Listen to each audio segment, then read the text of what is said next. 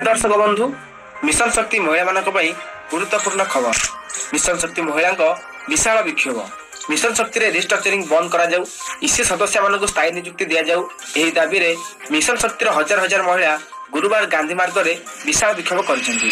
तबे एहाकु नै कोन रहिছে संपूर्ण अपडेट आसु जानिबा ता पूर्वरु वीडियो को लाइक करी चैनल को सब्सक्राइब करिया को बिल्कुल भी भूलिबे नहीं।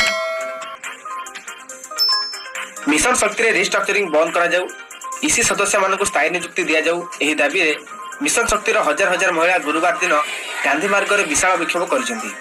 सरकार को रोक ठोक शुणाई जे स्थायी नियुक्तिर घोषणा न करबा जाए धारणास्थल आदौ हटि। निखिल ओडिशा जीविका मिशन इसी संघ डाकरारे राज्यर कोण अनुकूल हजार हजार संख्यार आंदोलनकारी गुरुवार गांधी मार्ग रे एकाठी होइतिले।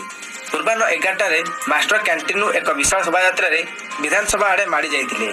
पुलिस फोर्स सेमानकु बैरिकेड जोगे अटकाइतिला। सेठारे आयोजित प्रतिवाद सभा संघर नेत्री माने सरकार विरुद्ध में बर्षिथिले।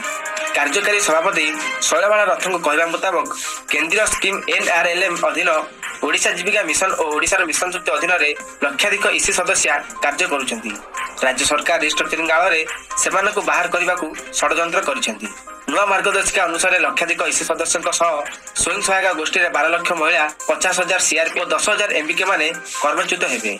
एही निर्देशनामा को तुरंत हटा जाऊ, नहले जिला और ब्लॉक स्तर रे आंदोलन तेजिब। साधारण संपादक जानकीलता नायक कहते मिशन शक्ति और जीविका मिशन में कार्यरत कम्युनिटी सपोर्ट स्टाफ 5 वर्षिया चुक्ति बातिल करा जाई तुरंत स्थायी नियुक्ति दिया जाऊ।